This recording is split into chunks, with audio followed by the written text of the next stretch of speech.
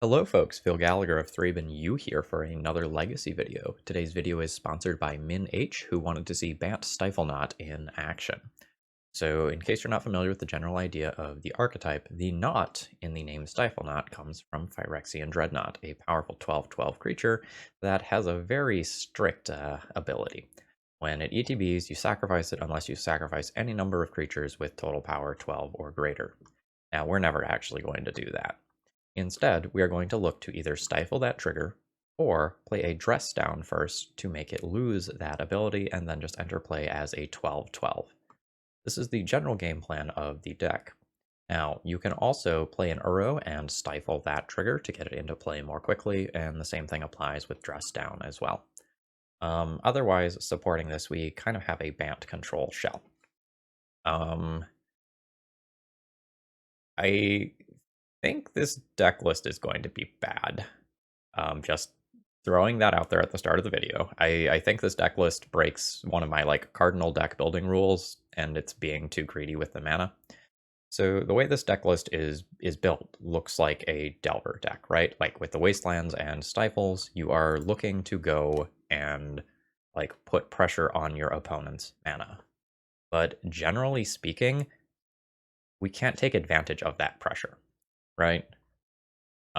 Except for the hands where you just have the nuts and you have the Stifle and the Dreadnought in your opening hand. Otherwise, the earliest I am attacking with this deck is probably on turn 4. And that means that if I'm stifling and wastelanding my opponent and taking them off of their initial mana sources, they just have time to draw out of it or cantrip out of it. So I feel like I am going to run into more of, hey, I can't cast my spells because these wastelands aren't escaping Uro or something like that, than I am, oh, I won this game because I had a 12/12 in play and then I denied my opponent mana afterwards. Generally speaking, I also think Phyrexian Dreadnought is no longer a good threat in the format. So you rewind, probably it'll be a month for you. If you rewind about a month, when Blue-Red Delver was one of the most dominant decks in the format, if you cheated a Phyrexian Dreadnought into play, it was just there. It was just stuck there, right?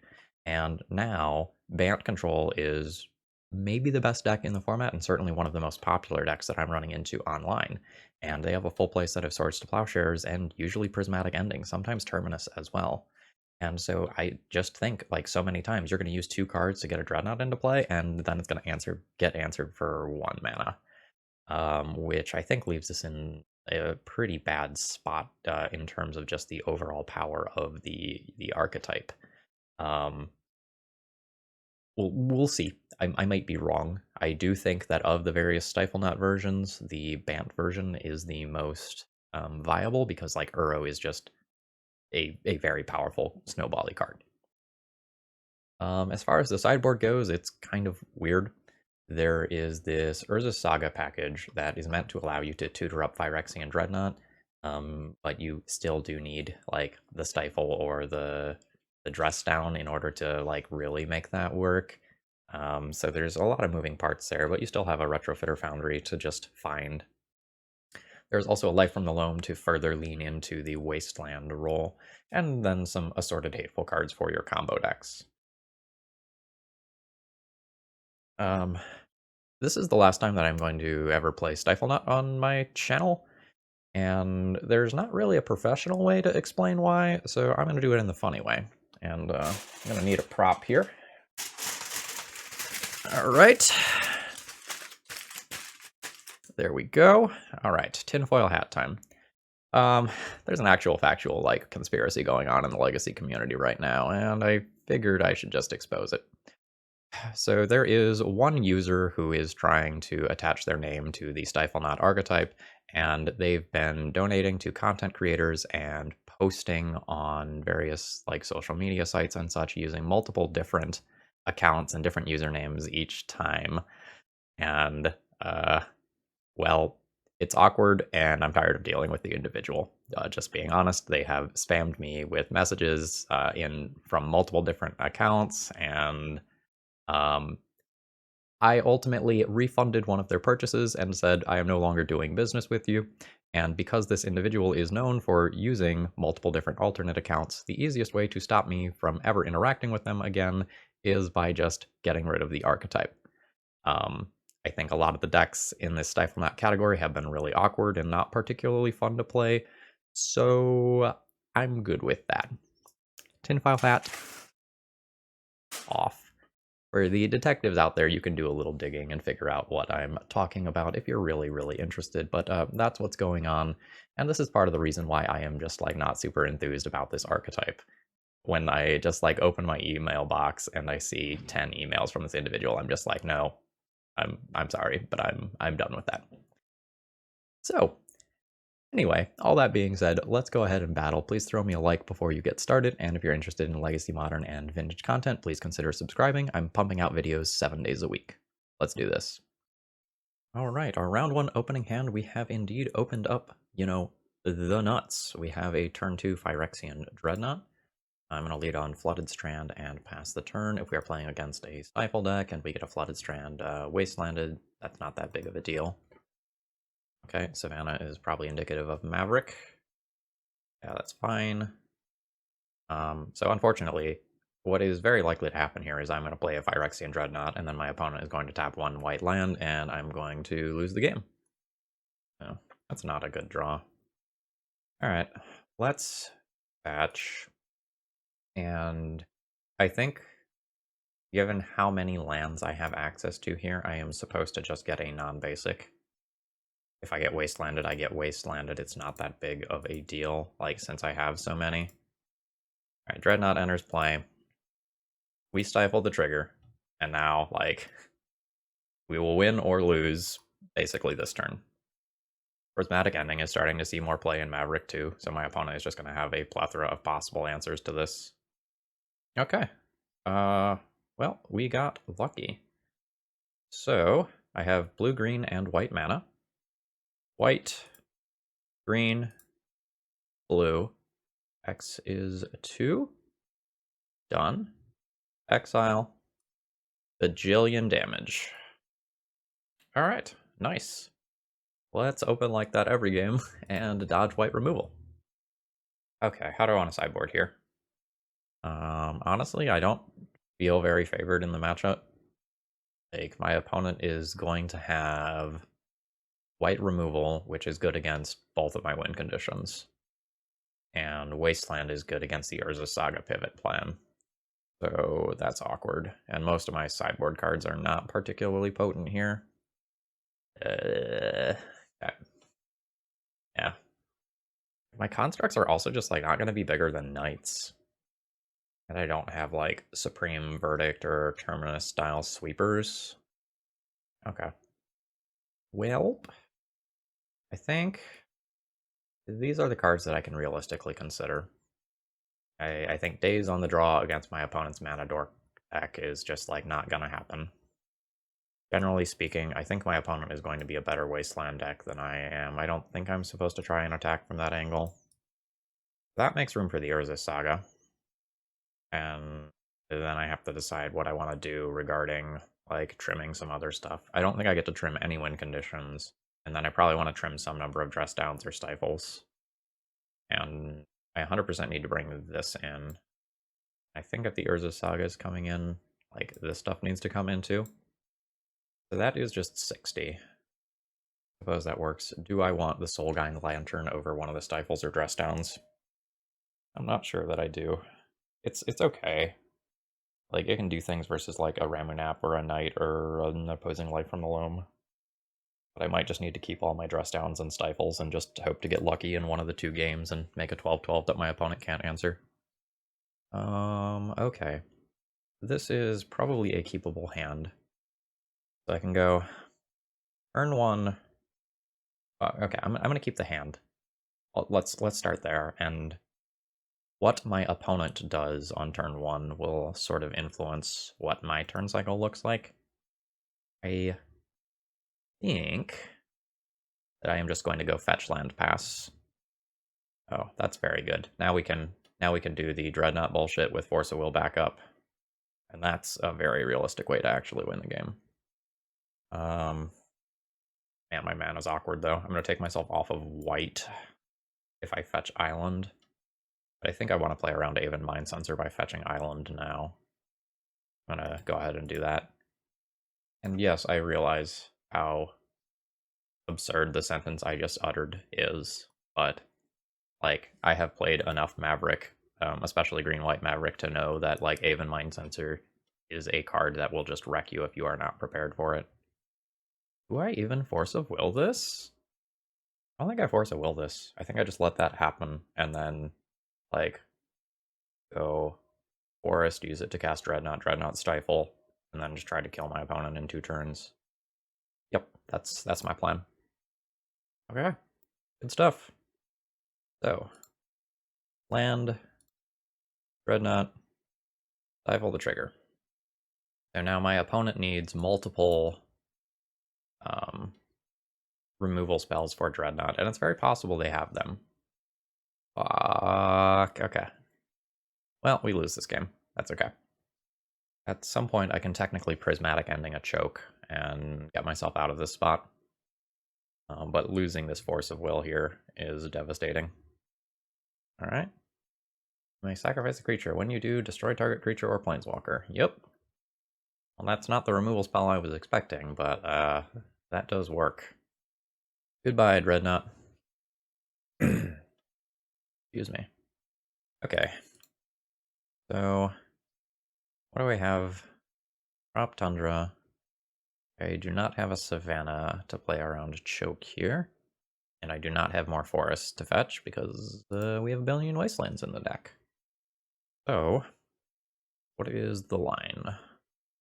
If I play Urza Saga, it just gets wastelanded. But I guess I guarantee myself mana with this Urza Saga right now. So, I guess that's fine. Because, like, Urza Saga, like, you can't tap it for mana in response to your opponent wastelanding it when you play it immediately. So this guarantees that I get mana out of it if I use it while the wasteland is tapped. And then I can try to use this to find a prismatic ending in this turn, answer choke, and... oh, wow. This isn't super scary right now, but it's certainly annoying. This card, I think in a vacuum, is maybe not worth a Force of Will, but when combined with Grist, I think that's annoying enough that if I am going to try to get out from under this choke and win the game, I probably need to just keep that from hitting the board.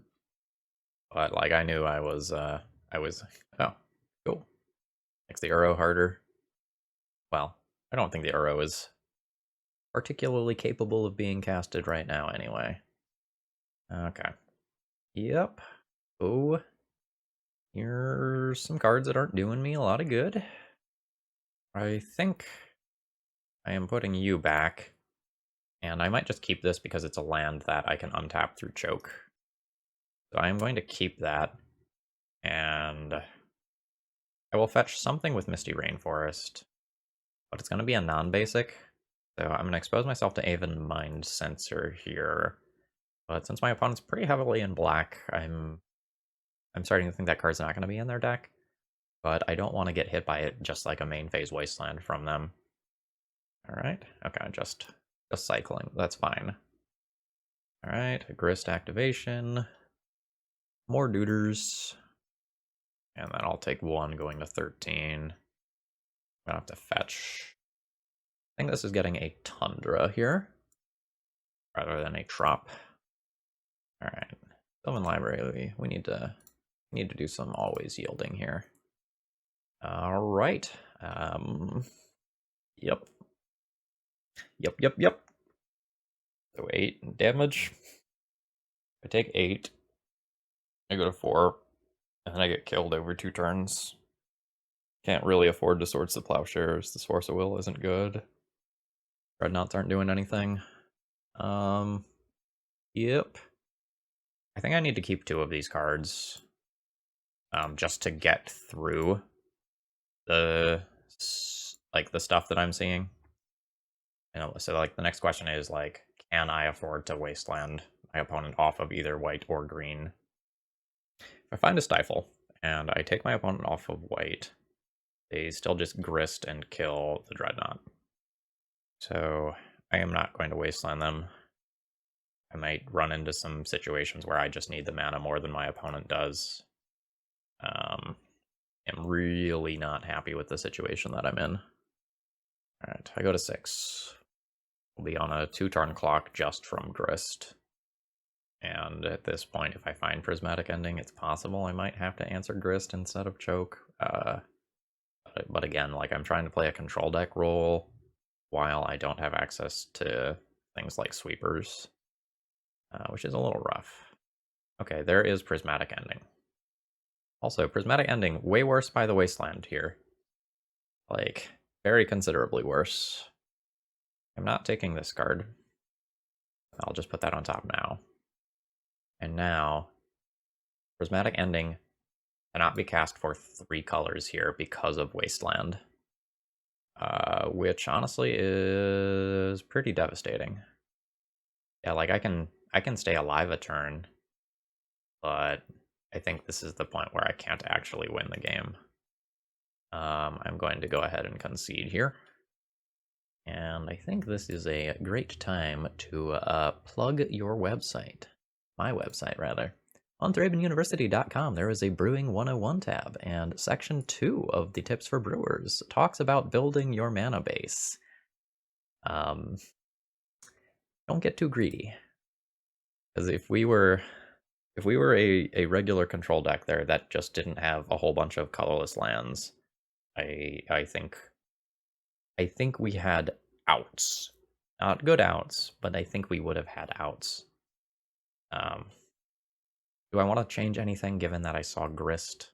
The Dazes become a little more attractive on the play. My opponent is playing more tap out haymakers than usual. Like, the thing about the Dazes that one of the ways that I'm supposed to win is by playing a 2-drop into other cards. And this is a 2-drop that, if I want to use it for my foppling turn, has to be played in the end step. And if I daze something in their main phase, I can't just, like, dress down at the end step successfully a lot of times. So I think that's just, like, tension in deck building. That said, maybe I just need the dazes on the play.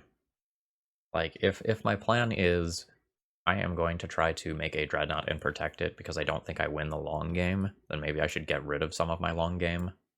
Like, do maybe something that looks like this, and just trim a little bit on the long game.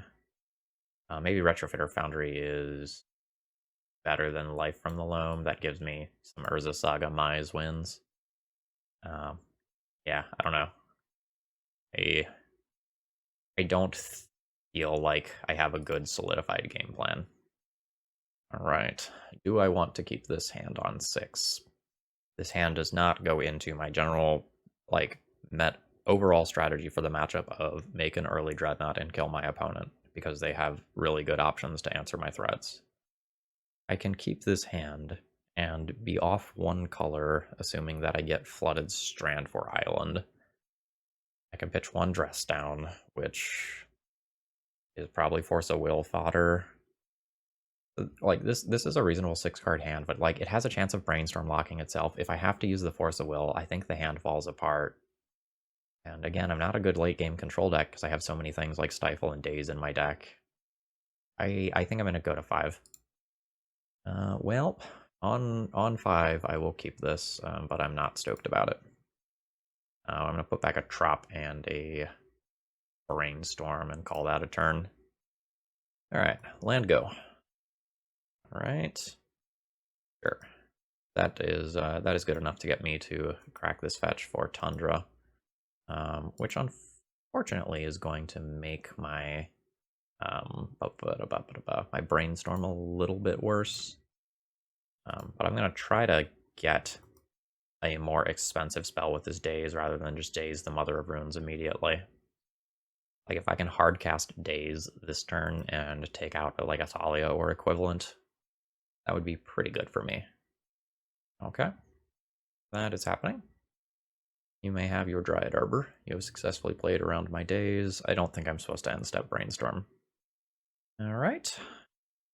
I may be supposed to Brainstorm now and try to make my land drop for the turn. I think falling behind on that axis is pretty bad for me. Well, okay. Yeah, and like this Urza Saga is going to disappear in a couple of turns, which like I'm making my land drop, but I'm also like not really making my land drop. All right. Well, we can play an Uro next turn and get a little bit deeper. But this card does not help me escape an Uro. And I also don't have the 4th land to be looking at stifling the Uro. I might just stifle an opposing fetch land given the opportunity. That maybe makes my days go live. Oh geez, Blast Zone is also just an out to a Dreadnought. Yeah, I can Prismatic Ending that. That's fine. Okay. So now I have a billion different options for what to do this turn. I can make a construct this turn and then make a construct next turn, and then just like not get deeper in my deck. I can Prismatic Ending the Sylvan Library. Just keep my opponent from ever getting additional cards out of it. God, my mana's so bad. So like, if I Prismatic Ending for X equals 2, I can't hold up the Stifle, despite the fact that I have 3 mana, because I need to use 2 different colors to answer this. Unless I do something real shitty, like Prismatic Ending, daze my own spell, pay for it with Urza's Saga, and then like replay a land, but like, at that point, I am working too hard. I'm gonna pass the turn and make 2 constructs. I want to gum up the board. So like, this Urza Saga plan is not great either, because I'm going to pay 2 mana to activate this Urza Saga, right? And then I can't actually return a land with days, otherwise I don't get to make another construct next turn. I don't mean to beat the dead horse about the mana, but I think it's pretty obvious that this mana base is too greedy. Well, maybe that's not fair. I think it's obvious that there are some issues with deck construction. And those issues all put together are creating a lot of awkwardness. Does not help that my opponent is playing around days like an absolute champ. Alright, Rib Ranger, Maze of Ith shenanigans, sure. Let's make my construct. Alright, so I will continue the line that I am on, make my second construct, and then grab the Retrofitter Foundry.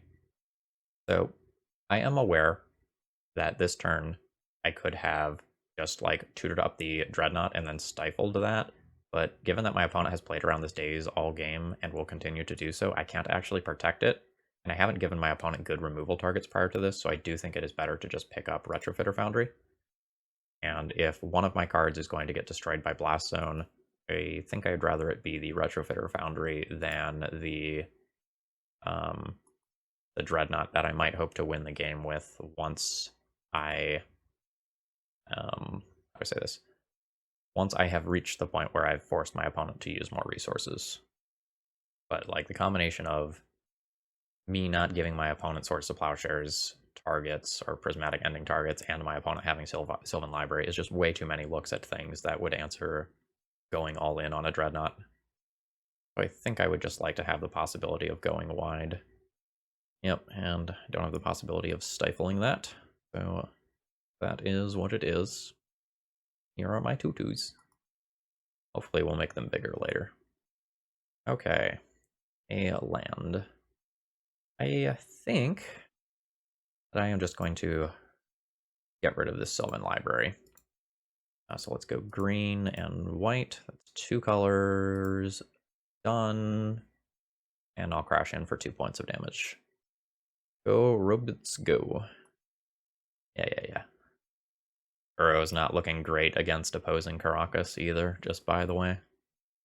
Uro also like doesn't have trample, so this pro blue critter is also pretty good. Yep, sure can't daze that. And then I'll take 1 from Scrib Ranger. Alright, we'll let you untap that. Maybe I'll get something with a daze. Nope. Okay. Alright. Guess at this point I'm using Uro to draw a card. Alright, green, blue, some other color. Does me no good to stifle this in the face of Caracas. Alright, triggers a Dreadnought. Okay, that's cool. I'll sacrifice this. Again, though, I don't super expect the Dreadnought to live. Opponent got a lot of looks for white removal.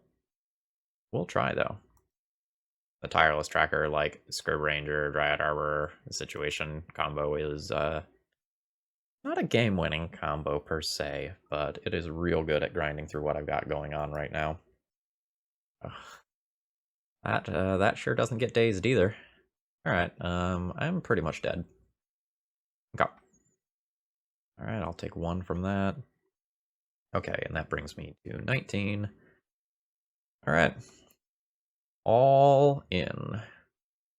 Alright, so do I want a forest or do I want a plains? This is my land that I get to keep. Probably plains. Alright, snow-covered plains. And this can just fetch anything that's blue. I'll probably pick the basic. The other one's going to be fetched up using more fetch lands. Dreadnought. Stifle. Now we pray. Karanos or whatever MTG deity of your choice is, offer your prayers in chat. I'm not willing to attack with these 3/3s into something that's going to have 4 toughness. Yep. This Maze of Ith is a whole nother problem, but we'll deal with things, you know, 1 card at a time. Ramunap Blast Zone. Alright, I think that's a comfortable concession point. My Dreadnoughts are invalidated at that point. The constructs are outclassed by Tireless Tracker. Uro coming back is just not happening through choke. That's an easy concession point for me. GG's. Alright, round 2. Before I get started here, I do just want to say my opponent played really well last round, and I don't know if I articulated that at the end of the video, but like, well played opponent. Okay, looking at my opening hand here, this is pretty stinky. Like, there is no game plan here. This is an easy mulligan. This is probably a begrudging keep. The hand doesn't really do anything, but Ponder can hopefully make sense of the hand. If I find an Uro or a Dreadnought, the hand's not bad. I'd really prefer Dreadnought because I don't have the mana to cast Uro, and I think I have to keep both the cantrips here. Because I want to ponder off this tropical island while still holding up Force of Will. This is not what I'm looking for. The 3rd land is fine, but I don't super want to draw 2 of these cards. That said, the 3rd land is so important if I find an Uro that I might just have to keep 2 of these. So I think I will do that. I'll keep the daze. And if I daze my opponent's first play, it's potentially very good. Okay, so we're just going to play against another white removal deck. Oh, cool. Okay, getting another Trop. Maybe more important to have 2 Tundras in some situations. I'm going to go ahead and play this one. And I do need 2 fetch in this turn cycle. Alright. What you got for me? I will hardcast Daze. Yes, I will hardcast Daze here. Alright, so Tundra, cast 1 and 2. Alright. Tropical Island is not what I'm looking for. I probably need to brainstorm main phase and see if I can set up something. So, let's do that. I think off of this land. Oh, geez. Okay. So this is a lot of do nothing. This no covered forest is 100% going back. And then it's the question of, like, do I want to keep a dress down to cast and then another dress down to pitch to Force of Will, or do I want to keep another land? I think I am going to put a Trop on top and leave myself with the option of drawing it. Yeah, I'm not thrilled about my current situation. I might just have to, like, cast a dress down. Okay. The creatures lose all abilities, so I believe I can dress down in response and stop the Stoneforge Mystic trigger. Let's do that. Alright. 1 and 2.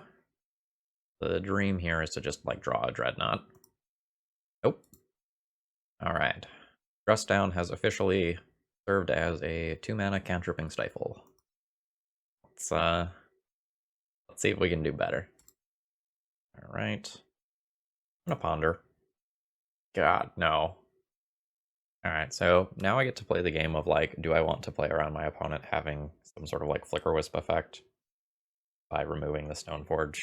I lean towards no. I think I just want to, like, try to find a way to win this game.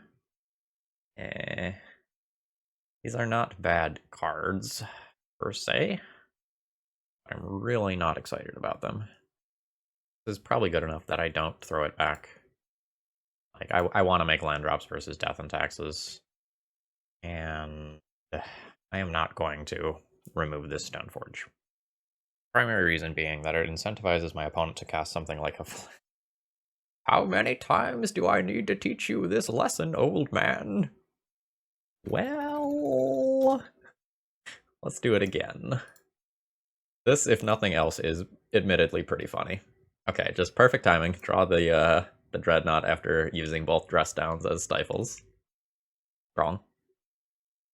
But we have admittedly probably punched a major hole in my opponent's game plan. So, I am good with it. Big fan? You're in a video. Excuse me.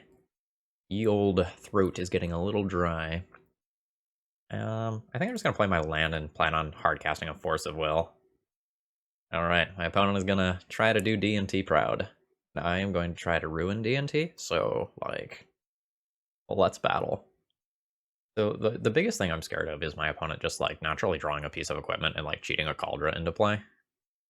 We're gonna no-sir that one. That does not get to happen here. And I think I'm just gonna take a basic to leave the dual land in my deck for later. We're just saying no. Alright, good stuff. The 2 damage a turn is not that big of a deal, but I should hit my opponent in stacks of 12. But again, white removal is just so cripplingly good against me. No, absolutely not. Let's shuffle. That Wasteland actually accomplish anything? It does. It technically keeps my opponent off of Palace Jailer. It makes it harder for my opponent to double spell. I will just be good with that. So I'm gonna have, like, Flicker Wisps and Skyclave Apparitions and Swords to Plowshares to think about. It is gonna be so hard to kill my opponent. Yep. Alright, so now I have 2 good removal targets. I'm gonna take 2. Now the chip damage from the Stoneforge is starting to become noticeable. Alright, you get a life here. And see if I can draw something sweet. Is that good? Probably good. Alright, 1. That's blue. This is white. So that's 2 different colors. Exile that. Play Ye Old Dreadnought. And we will offer prayers to Keranos for safe passage through the next turn cycle. Alright. God, there's so many things that just wreck me here. At least I got to Wasteland the Caracas so that, like, I can maybe beat my opponent later with an Uro. Yeah, I did not really expect it to work, but gotta try. I don't think I get to, like, wait around for, like, Force of Will plus blue card to protect that with 2 power already in play. Alright. I will fire that off. Oh god, I'm so dead.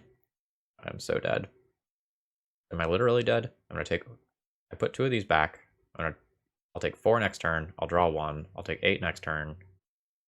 I'll draw the other, then I'll take 12. Okay, yep. Rough. Yeah, and even if I put 1 big body in play, it's just not good enough there. Okay, so I think this round is kind of similar to last round in that my sideboarding plan is not particularly good versus these white decks. Because, like, this sort of stuff is basically dead. And that leaves this sort of stuff, which is I don't particularly love Death and Taxes here. Or sorry, I don't particularly love Daze here. because like my opponent is an Aether Vial deck that can ignore that. It's fine in the early game, and I might need to keep it when I'm on the play. Alright, so my opponent's likely to be on 3 Caracas. How many Wastelands is it correct to keep? I want to have outs to that, because I'm supposed to win the game with this, 50% of the time. But the Urza's Sagas are better than Wastelands because they can gum up the board and just buy me time. So I think I'm supposed to do the whole split again. And as long as I bring in Life from the Loam, I theoretically have more targets. So I think I'm going to drop 1 Uro. And then what? Is it 2 Uros? Like drop 2 Uros and 1 Dress Down or Stifle. That's probably reasonable. I'm going to drop 1 Dress Down.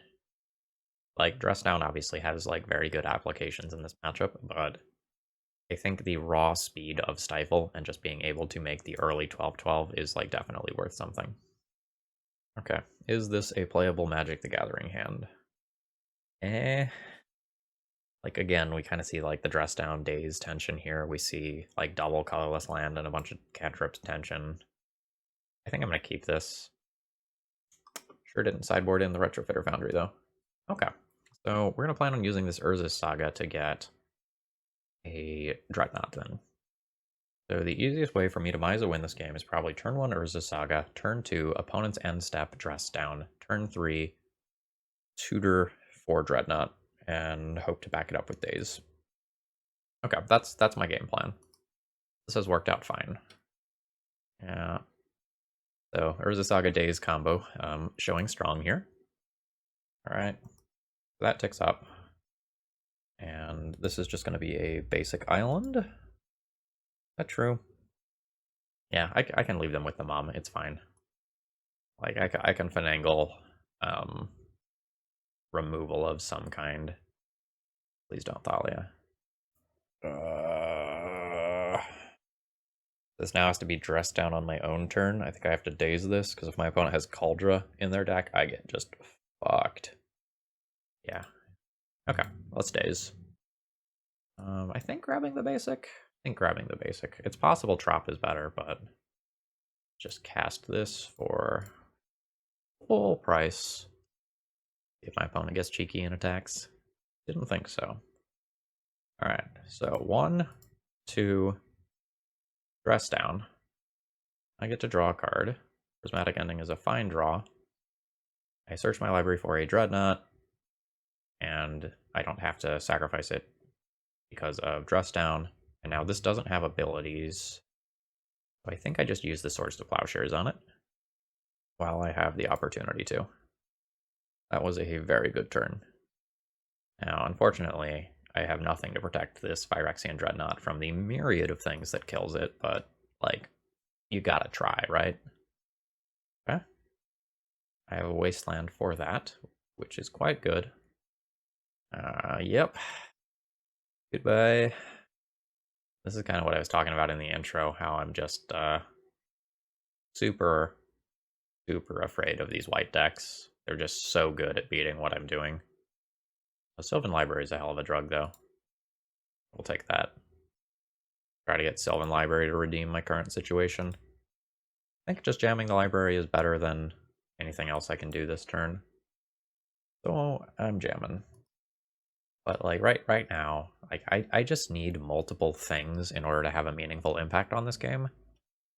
Like I'm gonna need either another Dreadnought and thing to pair with it, or I'm gonna need to find an Uro. I have maybe some soft control elements now, but I'm not really a hard control deck. Yeah, fuck me. So Flickerwisp blinks Skyclave here. Skyclave eats library. And if that Ponder was a Brainstorm last turn, and I got to like Daze too, that would have been clutch. What's the draw look like?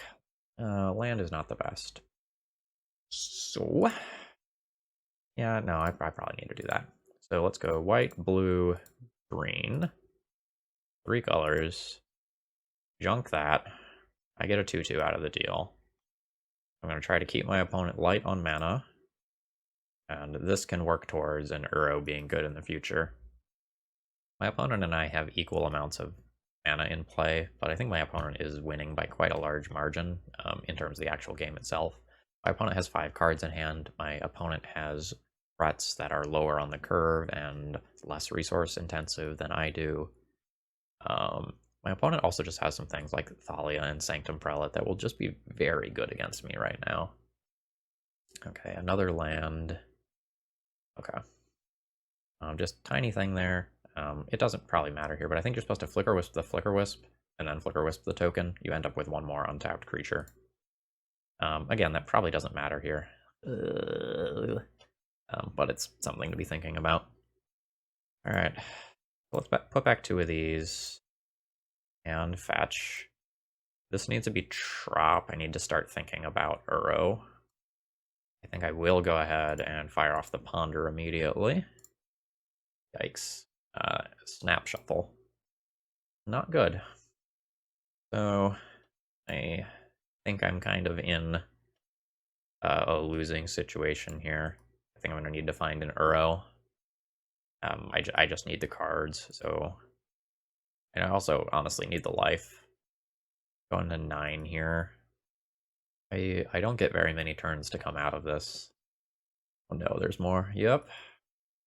That makes it harder for me to combine multiple spells or cantrip into what I'm actually looking for. Alright, what is more important to remove? The Thalia, which can potentially be protected by Karakas, or the Flicker Wisp, which has evasion? Probably the Flicker Wisp, which has evasion. So, we are going to pay white, blue, and green. So we have paid 3 different colors, meaning that this gets exiled, and I kind of ignore the Thalia attacks. And then I'll just be passing the turn. I don't think I jump block the first turn here with this illusion, but it's possible that I am supposed to. I'm gonna just go ahead and go to 7 here. It's possible that this illusion gets more value by sticking around on the board later. Okay. Opponent is just passing. Do I brainstorm? Can I afford to wait a turn? If my opponent has a flash creature, the answer is like very, very, very much no. Like three cards in hand, 4 mana. Just smells like my opponent might have something like a Containment Priest.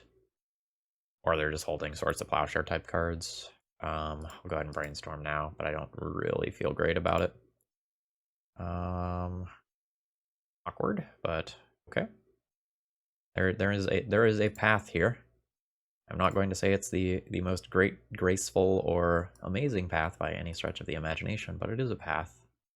And I am not going to attack into what I suspect could be a flash creature. Did not happen, but I think it's fine to play around it. It's still worth a 2 life next turn. I'm not going to block.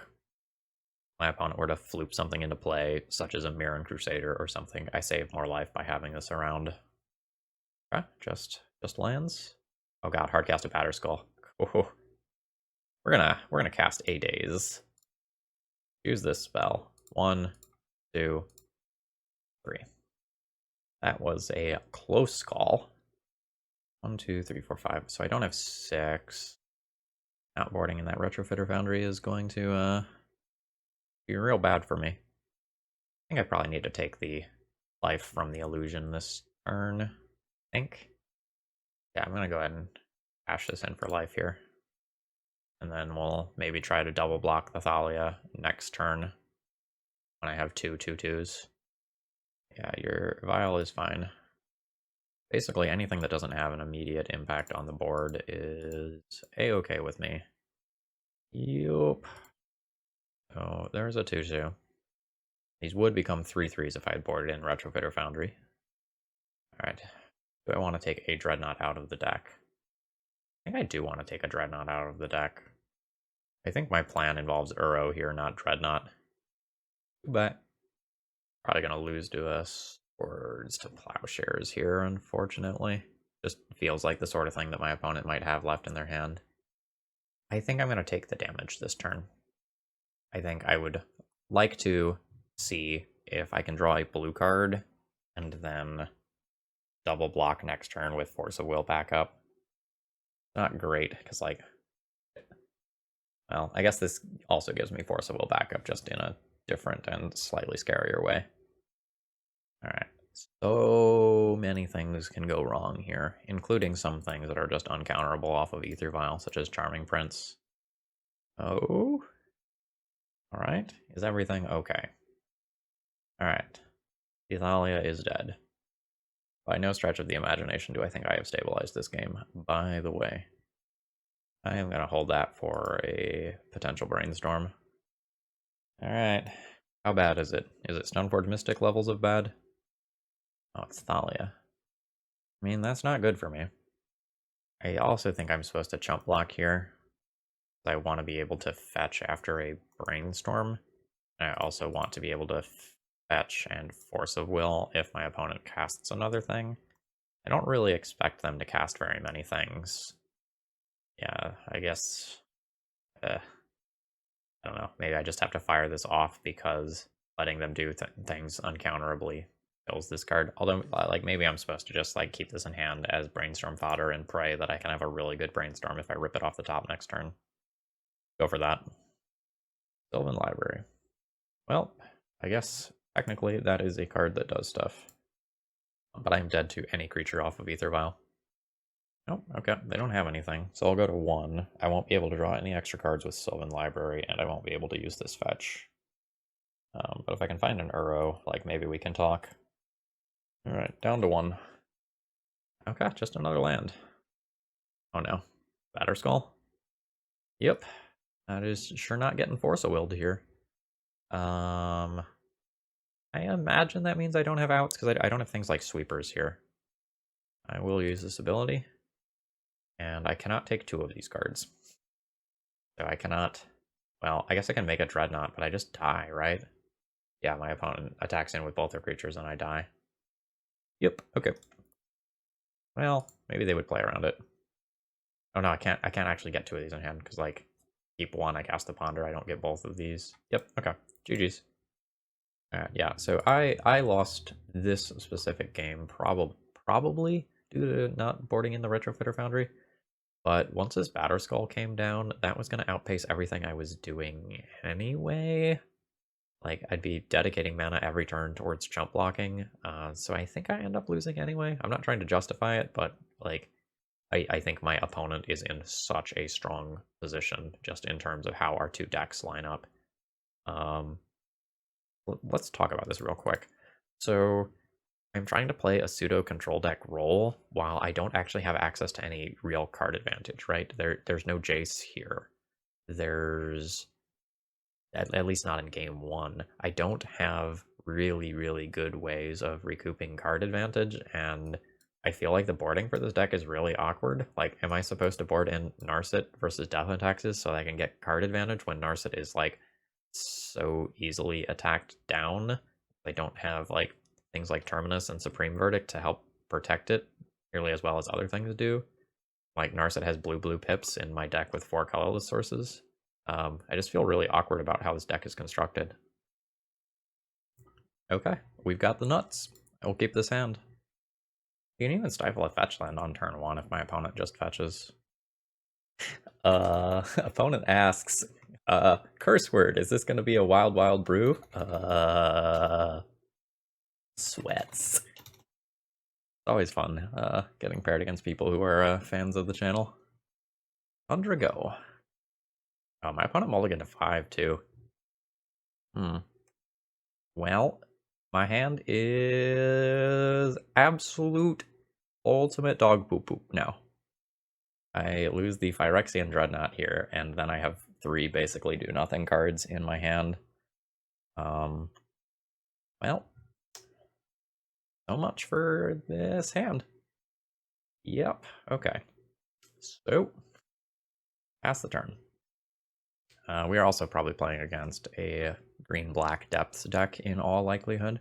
Other things are possible, but that's what is most likely. Oh, maybe Rainbow Depths? I also think I just need to cycle this card here. Like, my hand does absolutely nothing.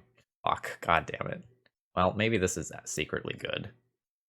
And, like, we're just gonna stifle a bajillion D triggers and keep my opponent from producing thingies. Goodbye, Dress Down. Thank you for your service. Alright. Yeah, Rainbow Depths confirmed. Yep, you have successfully played that around days. Not much I can do. Grabbing a stage, but it looks like it is going to be a slow game. Alright, so now is the age-old question, do I brainstorm? And I believe the answer is, oh god, yes, I need to brainstorm. Let's do that off of this land. God damn. Alright. I think I'm past the point in the game where the dazes are functional magic cards. I'm gonna junk both of those. Batch. And I think I'll ponder as well. That is a Dreadnought. This is good. So I think I'm going to hide the Dreadnought on top of my library and pass the turn keeping my Stifles up, rather than just like immediately like jam and tap out. These Stifles are my safety net, and I need to make sure that like I respect my opponent's ability to kill me. Alright, let's do the thing. Cast ye old Phyrexian Dreadnought, and I have to click here, and stifle this ability. Alright, I have a 2-turn clock. I have 3 pieces of interaction with my opponent.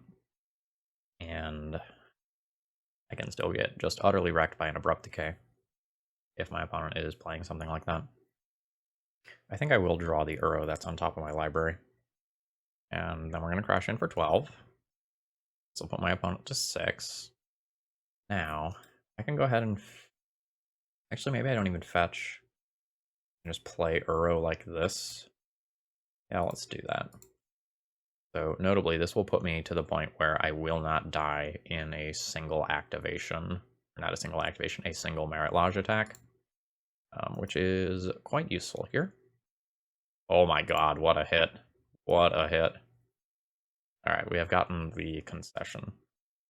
What do I have in terms of interaction? Meddling Mage is okay.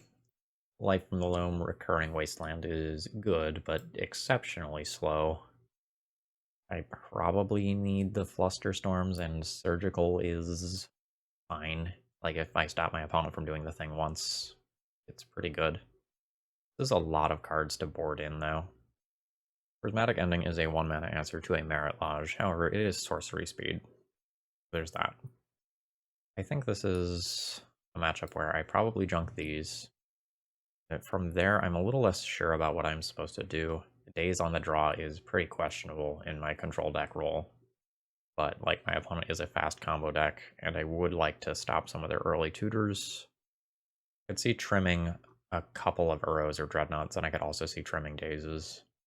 I think on the draw, I am going to trim the Dazes, and on the play, I'll make some other adjustments of some kind. This is an okay hand. I have a couple of different pieces of interaction, none of which are amazing, but together they maybe give me enough oomph, I guess you want to say, to get through the early turns of this match. So now it's a question of, like, do I want to hold up Stifle or do I want to ponder this turn? I think I want to ponder. Yeah, I think I'm going to go ahead and ponder. Off of Tropical Island. Gotta start respecting the Uro in the early turns. The one of Stifle. The one of Stifle. Strong. I thought I was the Stifle deck. Right? I mean, do your worst.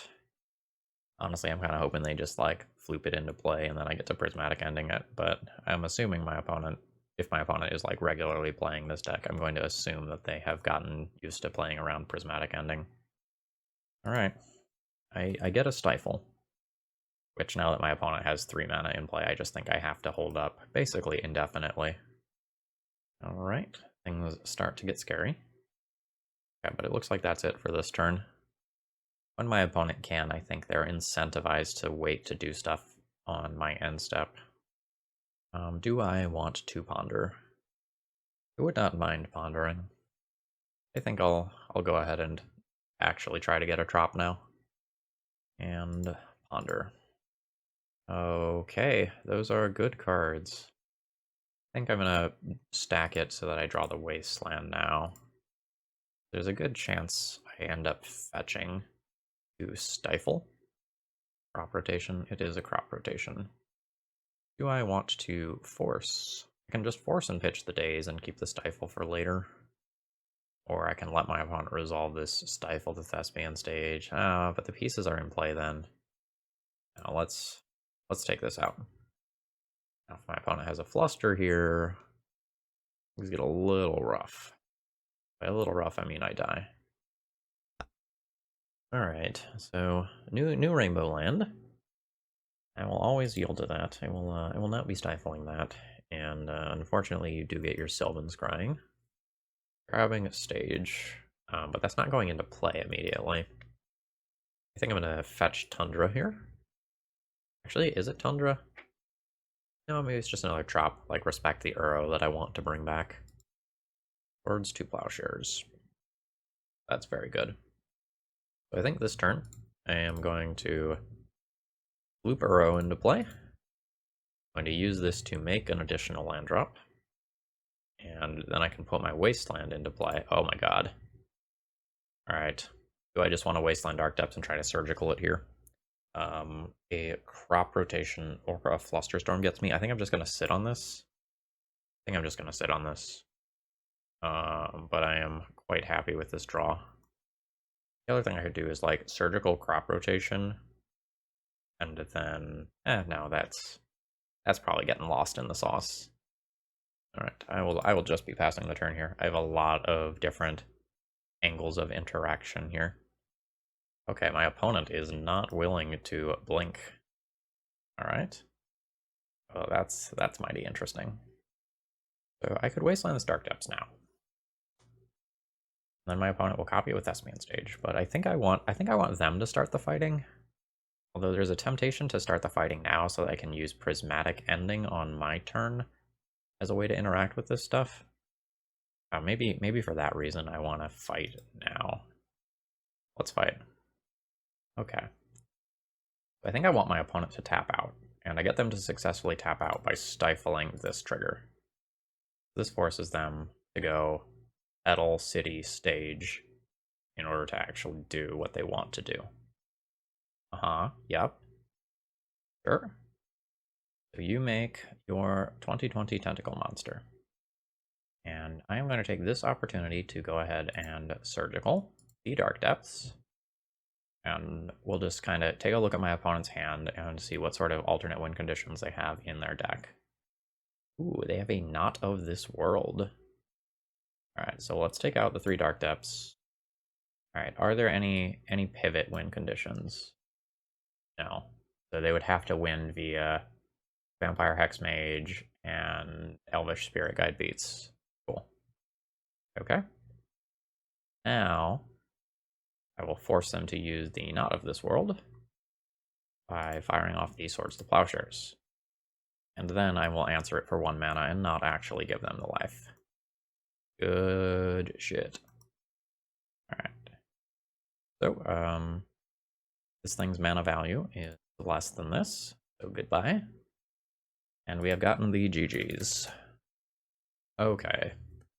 So while I think the Wasteland plan, generally speaking, is pretty awkward, in this matchup specifically, having access to it was clutch.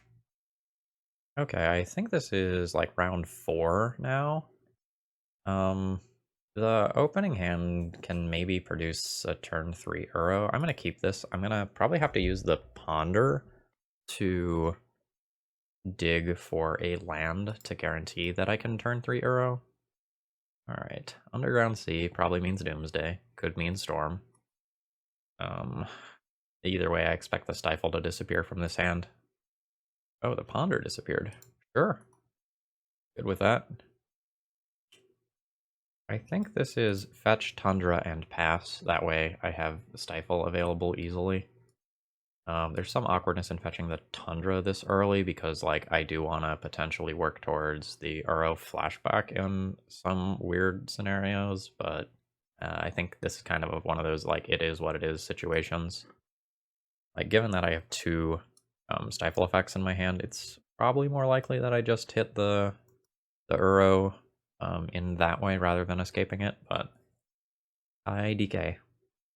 Another Prismatic Ending is really not what I'm looking for. So, assuming my opponent does nothing, I will be casting Dress Down at the end step, and then hoping one of my 2 top cards is a land for Uro, and then, like, very awkwardly, I'll be tapped out versus a combo deck. Oh, okay, we can also just die now. That's fine too. This is not the spell that I would counter. So, all right. So this is a situation where I could dress down to look specifically for Force of Will. Daze doesn't do it. I have 4 Force of Wills that I could look for. Or I can just put my opponent on a 2-turn clock by going to my turn and playing Uro.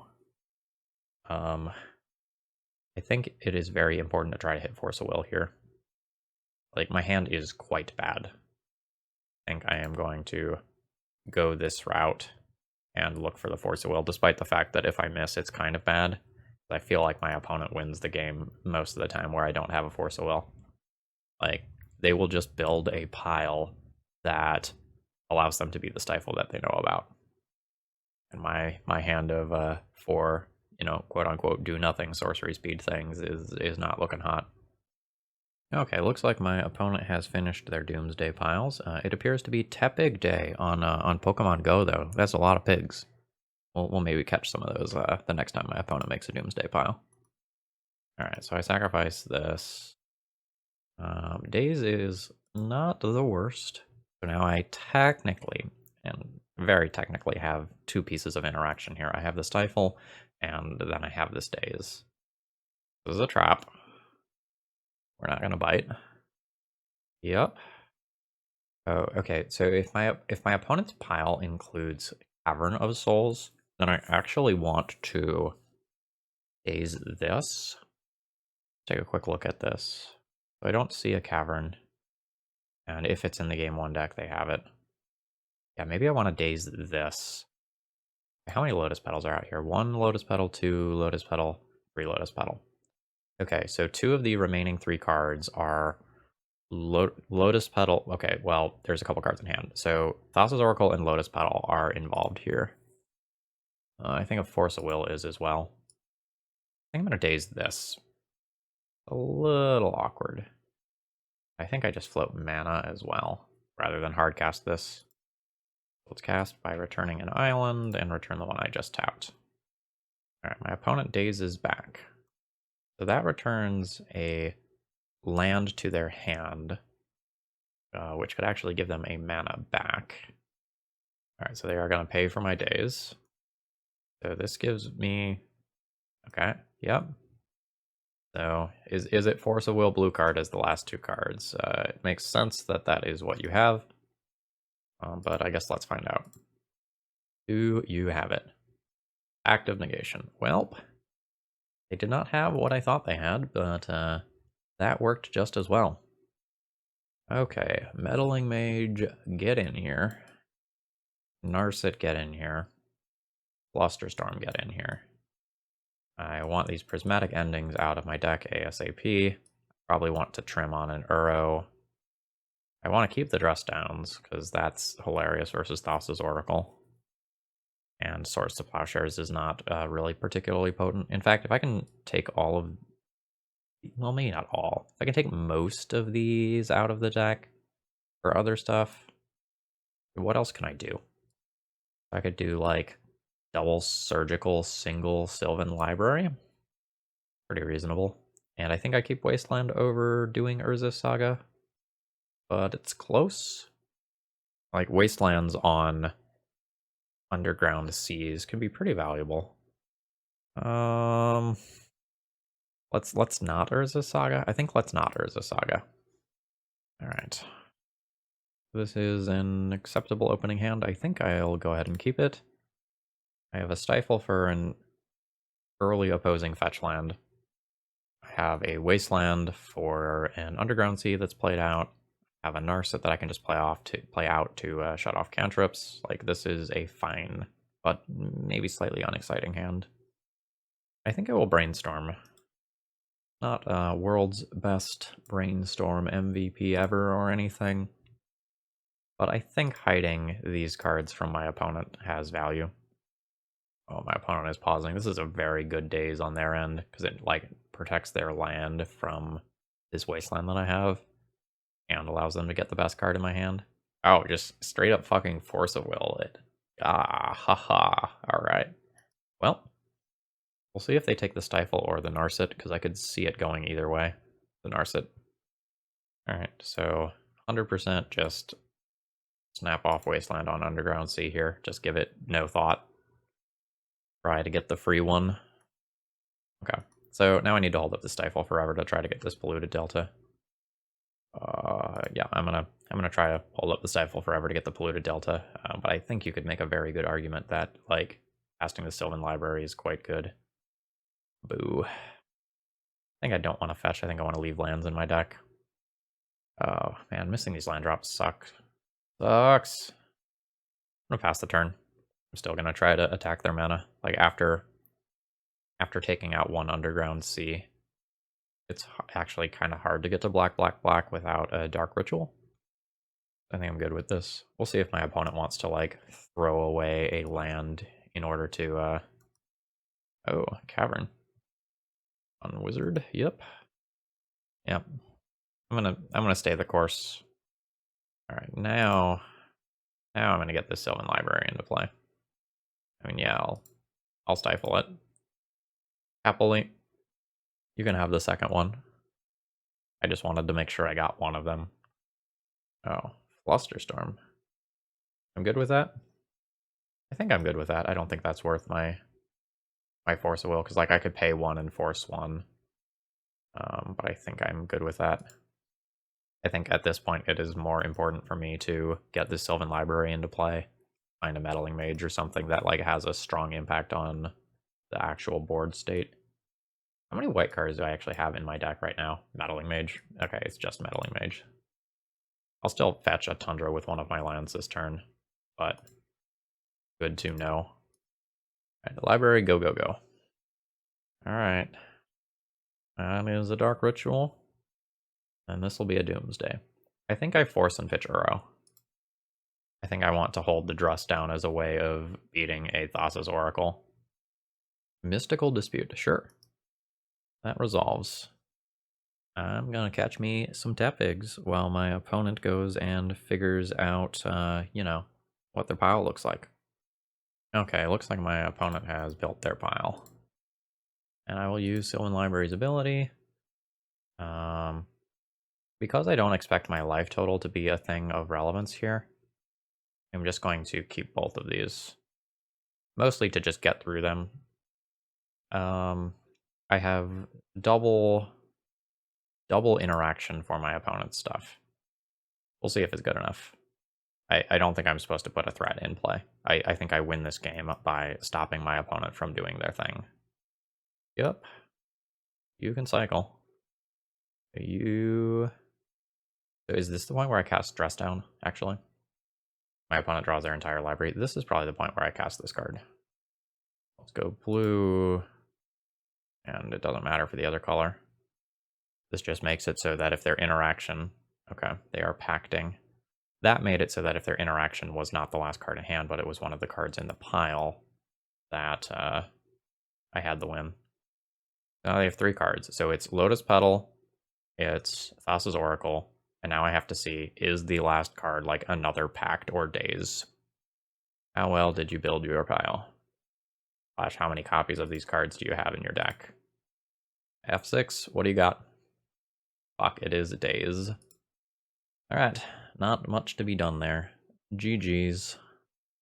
I expected to win this match. Like, Doomsday is a very good match, but, like, we have a surprising amount of bullshit that interacts with Thassa's Oracle. Alright, we have an opening hand that does the thing on turn 2. The question is, which land do I want to lead on? I think I just want to lead on Plains so that I can never be wastelanded in this turn cycle. It's incredibly awkward if we end up playing against a combo deck here and I have to use Force of Will on turn 1, because then I just have Stone Cold nothing and my hand is... Oop. Alright, Island Pass. I would love to draw a blue card to do this with Force of Will backup. Thank you. Alright, let's go. I think I'm gonna lead on Tundra here, as to not show my opponent green if they just concede immediately. Okay, The Dreadnought has resolved, but the opponent would fight over the Stifle if they had anything that allows them to fight anyway. Force of Negation, pitching Force of Will. I will force back. And if this doesn't work, I am dead. I am dead. Good game. Yep, so I will sacrifice the Phyrexian Dreadnought to its own ability. Now I have a Prismatic Ending and a couple of lands left. Alright, good stuff. Alright, opponent is fetching, so we're presumably going to see more cantrips. Yep. So we're likely playing against a Bant control deck, and I don't see myself winning. Like, we've made it past the early game, where my deck is the scariest, and we're going into the mid-game, where my opponent's Icefang Waddles and Endurances and Planeswalkers are just going to be better than all the stuff that I'm doing in my deck. Like, a lot of my stuff is sorcery speed, a lot of their stuff is instant speed. I think I'm not going to cast this Brainstorm yet. My hand is very bad, but I also think that if I cast this Brainstorm and I Brainstorm lock myself, I'm 100% dead instead of, like, still being in the game. Yeah, I mean, I'll take that. Goodbye.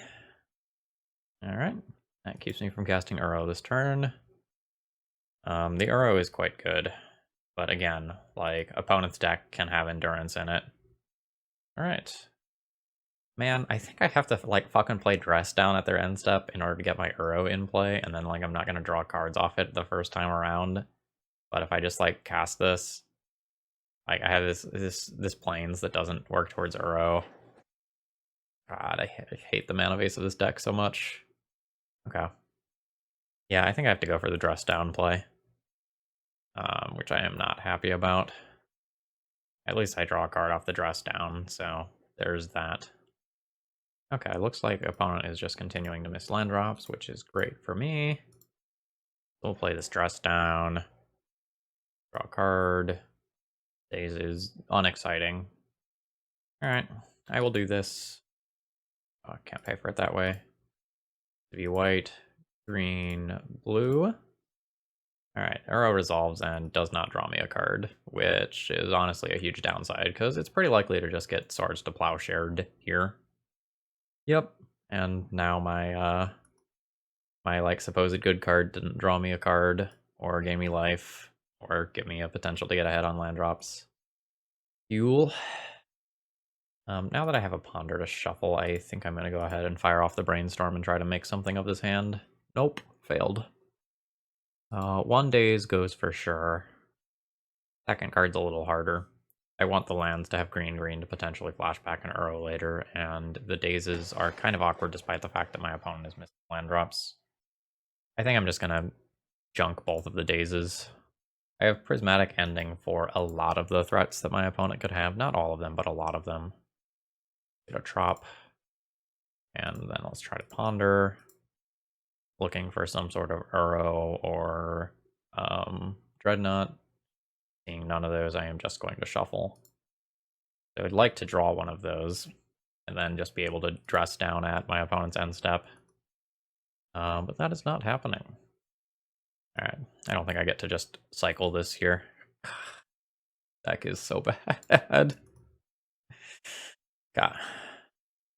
So the good news is, like, with this land, I now have, like, access to blue, blue, green, green. The bad news is my opponent has hit a land drop and is now going to start actually playing the game Magic the Gathering. Alright, they have found a Flooded Strand, so they're going to make their next land drop as well. Okay, good stuff, good stuff. Nice cohesive game plan here, deck. Alright, you have an Uro. Hey, I can dress down and let them keep their Uro. Would that be good? I think I'm going to let that resolve. And I honestly think I'm just going to Swords to Plowshare it on the front end rather than on the back end. I don't want them to take another card off of it later. Cool. I guess I'm saving this one for Brainstorm at this point. Alright, Icefang Waddle. Do I want to deny them a card with Dress Down? No, I think I need to save this card to actually attempt to put a win condition into play. I can Prismatic Ending that away if I actually feel the need to. I have 5 cards in hand and none of them do anything. Ugh. Sorry, 6 cards in hand and none of them do anything. Okay. We'll just pass the turn. Yep. At some point, I will probably fire off a Prismatic Ending on Icefang Coatl. I don't think I'm there yet. Like, I want to first Prismatic Ending any, like, Planeswalkers or larger bodies like Endurance, because, like, the chip damage from these isn't super meaningful. Okay, I don't have a 4th color of mana, so I can't actually Prismatic Ending that. I can't Dress Down that. And Daze that. Do I have to just look for Force of Will here, or I die? Feels like it. This invalidates literally every threat in my entire deck. Okay. Draw a card. An Uro. Uro gets bounced by Jace and takes multiple turns to deploy. Yep. Okay. I'm just going to confirm that I don't have like a one of Volcanic Island or anything in this deck list. I am 99% sure I do not. No, I only have 3 colors.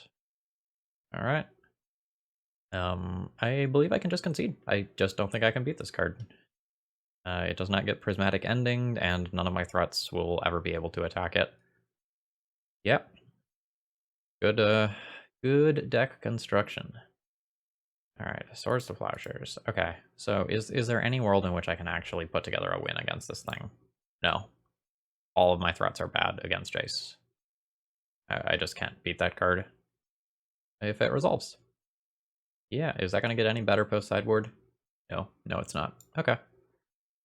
Yeah, I can see this game to Jace, which is an utter disappointment.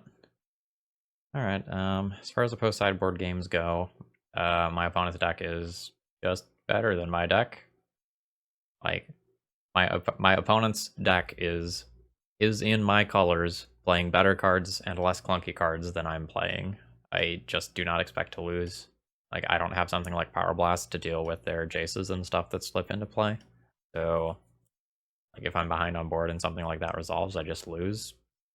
My opponent has, like, Force of Negations and Force of Wills, and I only have Force of Wills and Dazes, which are going to be very bad when this game goes long. Yeah, fuck. Like, basically. I feel like the hands that win with this are just the hands where you make a Dreadnought on turn 2 and your opponent can't do anything about it, and I feel like the rest of the deck is just bad. So what the fuck is my sideboard strategy? Like, I guess we're doing this Urza's Saga thing. That gives me some other creatures that are bad against Jace, but at least some hope of beating it. Also about 2 Wastelands for 2 Urza's Saga as a starting point. I'm going to want my Sylvan Libraries and my Narset. I think the Life from the Loam is a trap because my opponent's deck has Endurance in it, so the graveyard isn't gonna like stick around forever, so I can't expect to reasonably just recur Urza's Saga as a win condition. Cool. I probably need to trim on Prismatic Ending. Actually, maybe Source of Plowshares is worse. Prismatic Ending hits Library and Friends. Yeah, I also just have to like worry about fucking Icefang Coatls just trading with my Dreadnoughts and Uros. Maybe that's a reason to keep Swords to Plowshares over Prismatic Ending. This deck does not have a plan that works. That go down one of these question mark. Question mark, question mark, question mark, question mark. Alright. I think I am going to mulligan to a hand that has a Dreadnought as quickly as possible. This is fine. Like the turn 2 Dreadnought is so much better than the turn 3 Dreadnought, but I don't think I have any choice. Like, I have a hand that produces a Dreadnought. I can at least hope. And if the Dreadnought plan doesn't work, hopefully I can stick a Narset, and my opponent has no creatures, and then like that locks them out of cantrips, and they never draw a Prismatic Ending. Yeah. It's no bueno. Alright, land go. Just, like, given my opponent's card quality, I do not expect that just, like, naked Retrofitter Foundry is going to be good enough to beat them. Let's dress down. Please draw Force of Will. That's not Force of Will. Yeah, I mean, now that I played the dress down, I'm kind of committed to this plan, right? By the fact that, like, playing Narset this turn is probably more or less objectively better. Will it work? God damn it. God damn it. I will make a 2-2 shitter. What a strong deck I am playing. Alright, yeah. And even if they didn't have the Force of Vigor to just like utterly blow me out, like, this is bad enough. Okay, sure. But wait, there's more. Oh, no, there's not more. They're just fetching around Stifle. Okay. Well, I think we're jamming. I think since I have 2 Narsets, I'm fine just, like, trying to get the cards out of these. Also, just saying, if my opponent can resolve a back to basics, I am utterly fucked. I'll take Ponder off of this. Bash. I don't know that my opponent will have back to basics in their deck currently. Well, it's probably in their 75, but I don't know that, like, they are going to have it in for this game. Sure, Prismatic Ending is fine. I have another one. Looks like opponent has more. Probably, oh, nope. They're just fully fetching around Stifle. Fine. It might be better to actually just cantrip first this turn. I want to hit more land drops. Nope. Nope. Let's try to randomly hit a land. Thank you. So this will get me my second tropical island. And again, I think I am just ignoring the existence of back to basics because I don't think I will beat it. And if I can't beat it, I probably shouldn't play around it. Minus this. Found Sylvan Library, that's pretty good. And we will send in my little artifact friend. Alright.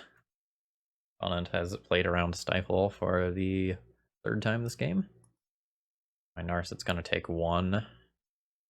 There is some question as to like whether or not I actually minus the Narset here or whether I keep it in play. There's a lot of different ways to play this turn. I think I'm gonna start with a Ponder. And just kind of see what the top of the library looks like. Oh, Urza Saga and Uro. Those are both quite good. So why don't we do both?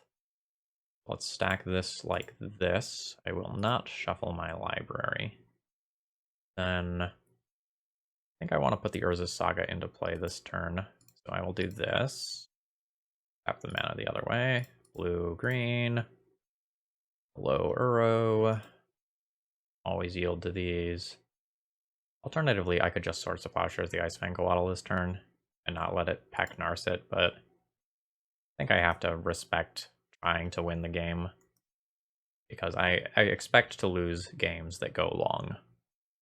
And I think with Reckless Disregard for Endurance, I am supposed to attack in. Yep. That's fine.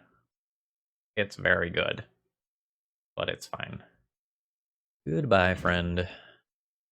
I lose Endurance here. Or sorry, I lose Narset to Endurance here. And then I can work on cleaning up the board, try to get ahead via Sylvan Library. Oh, my opponent has a Narset. Okay. That's good. You get your card out of it immediately. Damn it, it's a Jace. So incredibly bad against that card. Speaking of so incredibly bad, these colorless sources in my Prismatic Ending deck are rough. Alright. Green, blue, white. Try to nuke Narset. Okay, that has succeeded. Now, I think that I have to hold up Brainstorm. Because if my opponent resolves that Jace, I have basically no outs to it. Which sucks, because this means I don't get a Construct. And it also means that I'm not deploying Sylvan Library or Uro this turn. Okay. Cool. Doesn't matter. Probably Tundra. Help me, Brainstorm. You're my only hope. I guess alternatively, I could like make a 2/2 and then... No, that I need to counter this. I am not going to win via that like fair Urza's Construct way. Okay, so much for countering. Cool. Yep, and my mana's bad, so I can't just like cast a Dress down and then like play Uro and Dreadnought in the same turn cycle to get multiple threats on board. Well, I guess I can, but I also can't, like, do the other things that I want to be doing. Alright, so mathing this out real quick. So, there's 1, 2, 1, 2, 3 for Uro, 1 for Dreadnought. So I don't get to make a construct with my Urza Saga. So I guess the best way to play this turn is to dress down now, draw the Sylvan Library that I don't want to draw. And with dress down in play, this can cheat out a Dreadnought. Then I will use all of my colored mana to produce an Uro. And I will use my remaining colorless mana to produce another Dreadnought. And I have produced a bajillion power, and I honestly don't think it matters. Like, I still just feel very behind. My Uro didn't cantrip and draw me cards, like, while it was doing this. One of these is going to get unsummoned, the other will just be answered by either the Icefang Coatl or one of the million other removal spells in my opponent's deck. Yeah, like, I produced above 20 power in one turn, and it just doesn't matter because these things are so easy to kill. Okay. Now we have basically no answers to Jace in our deck, so I think I concede. Right? Like, I've used one of the 2 Urza Saga. I kind of blew my load on that turn cycle. And now, like, in order for me to have any chance against Jace, I have to produce multiple cards in a single turn cycle while my opponent is brainstorming and hitting me for 4 a turn. That's not happening. I'm going to play out about 2 more turn cycles and then I'll concede. Okay. So let's grab a library. And I'm going to go ahead and just junk the endurance now. I'm not going to play out the second library. Like, I know I have a fetch land and there's some worlds where that interaction is cute and useful, but I'd rather save my Sylvan Library to potentially put back with Brainstorm. Alright. Okay, let's concede. Well, I guess I'll look at Sylvan Library once. If I find an answer to Uro this turn, like, I guess maybe we can talk if I find a prismatic ending or whatever. But otherwise, like, that's just unbeatable. All right. The opponent's at 14 with 6 cards in hand, a Planeswalker, a Sylvan Library, and 7 power in play. And how much of a difference can I make? I will use the ability. This goes back. I'll pay for the ponder. Let's attempt to Swords to Plowshares this as our starting point. Alright. Some success. Ponder. Alright, I guess that's fine. Stack that like that. I will not shuffle. Go Uro. Okay. I've gotten the front half of Uro successfully. And this allows me to draw that Brainstorm that's on top of my library. Oh, yeah, okay. Cool. Cool. I will not put a land onto the battlefield. Goodbye, Uro. And I'm probably going to want to fetch to clear the top of my library, but I'm not going to do that until after my opponent activates Jace, in case they feel safe enough to start going into Fate Seal mode. I don't think Fate Seal mode makes a lot of sense. Alright, we're done. I am just so in the abyss versus, like, Jace, Sylvan Library, and Uro. That's fine. We won forward to this league, which is honestly about what I expected. Overall thoughts on the deck list. Honestly, this is probably where I just, like, go to my website and I read you something that's already written on my website. So, from Brewing 101. Often when I play the first draft of someone's deck, things are still pretty rough around the edges. The deck is trying to do too many things or the deck lacks focus. I recommend writing out a brief statement, 1 to 3 sentences, that says what the deck is trying to do. The longer and more complicated the statement is, the more unlikely the deck is to be successful. Try to really narrow it down to the core components. This is the stage where you want to eliminate some of the cute elements that aren't central to your deck idea. You can't simply describe what your deck is doing yet, you might have too many parts or too many game plans. This deck lacks focus. It is trying to do the Delver thing of Wasteland Stifle to deny mana, but it has no aggressive creatures to actually take advantage of that time you are buying by doing that. It is trying to use Dress Down to cheat Uro into play, but cheating Uro into play isn't actually good, really, because then you miss out on the life gain and the card draw, which is the good side of Uro in the early game in many cases. And it's trying to play a control role while also having like dazes and stifles and dreadnoughts in the deck that aren't meaningfully interacting on the control axis. And since white is so good in Legacy right now, and by that I mean like white control decks like the Bant Flash deck or blue white Miracles, maybe splashing another color. I don't think relying on Phyrexian Dreadnought and Uro is good. If your opponent has Karakas in their deck, like, congratulations, Uro got invalidated, and now you're down to literally 4 win conditions. As far as the sideboard, the pivot plan of Urza Saga off, like, 2 cards isn't particularly strong, and there's no, like, single snowbally cards here that can just win a game on its own, like your Jaces and Monastery Mentors. This is a failed deck list. I don't know how to really put it any other way. It is what it is. I just don't think that this is the way that you want to be approaching a Phyrexian Dreadnought deck in Legacy at all. Like, the only hands that I felt were really, really good with this deck were the turns that I just naturally had turn 1 or turn 2 Dreadnought with this deck. And I think the like Dark Ritual, Torpor Orb, Ancient Tomb based Dreadnought decks that I were playing before are just better than this deck at doing that, because they have more than just the Phyrexian Dreadnought as the pieces that you can go and like get those early aggressive starts that have the opportunity to just kill your opponent.